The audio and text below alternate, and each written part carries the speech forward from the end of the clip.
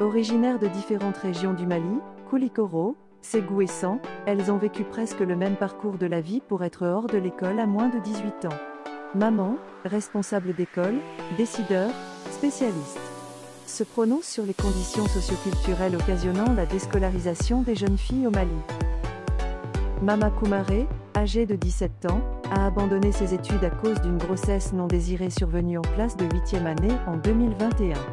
Malgré que j'ai un enfant aujourd'hui, j'ai envie de retourner à l'école, dit-elle. Kayo est une petite bourgade à l'entrée de la ville de Koulikoro en venant de Bamako. Au bord de la route, une vendeuse de médicaments traditionnels, bien connue dans la contrée. Garantidi Koulibaly, la quarantaine, qui se culpabilise de la déscolarisation de sa fille, Aminata Diarra, il y a 3 ans. Je l'ai surchargée de tâches. Je pars chaque jeudi en brousse récolter les plantes pour aller les vendre à Bamako. Ce jour, je la chargeais des travaux domestiques, au point qu'elle était obligée de sécher les cours. Elle finit par être expulsée, faute de résultats, regrette-t-elle. C'est en ce moment que je me suis rendu compte de ma responsabilité. J'ai été à l'école présenter mes excuses, mais rien n'y fit, ajoute la tradithérapeute. Sa fille, Aminata Diarra, aujourd'hui mariée, mère de famille, ajoute: maintenant, je veux entreprendre un métier, sinon plus question de retourner à l'école. Selon le coordinateur de l'école de Kayo, Soriba Cissé, appuyé par le comité de gestion scolaire, CGS, et l'association des parents d'élèves, APE, il y a beaucoup d'abandon scolaire de la part des filles et les raisons sont toujours en lien avec les mariages et grossesses précoces.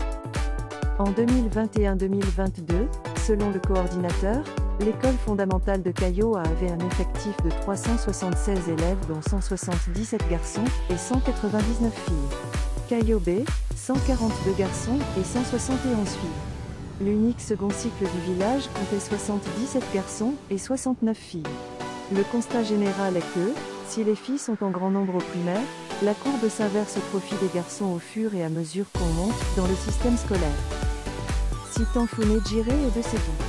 Son père n'a pas d'emploi fixe et se débrouille au jour le jour. Sa mère mendie sa pitance quotidienne auprès des âmes charitables. Citant Founé Djiré est venue à Bamako pour se constituer son trousseau de mariage. Elle a abandonné l'école en classe de 6e et n'espère plus retourner à l'école. Je les ai encadrés avec son frère au primaire. Ils venaient régulièrement en retard. Après mes vérifications, j'ai su que leur domicile était très loin. Étant l'aîné de sa famille, toutes les tâches domestiques lui incombaient, explique Draman Kida, enseignant, parlant de Citan. Déjà, elle est tombée en grossesse en classe de 4e année. Une fois mariée, j'ai décidé d'arrêter à cause de la distance. En plus, j'avais honte de me présenter en classe avec le bébé et surtout que j'étais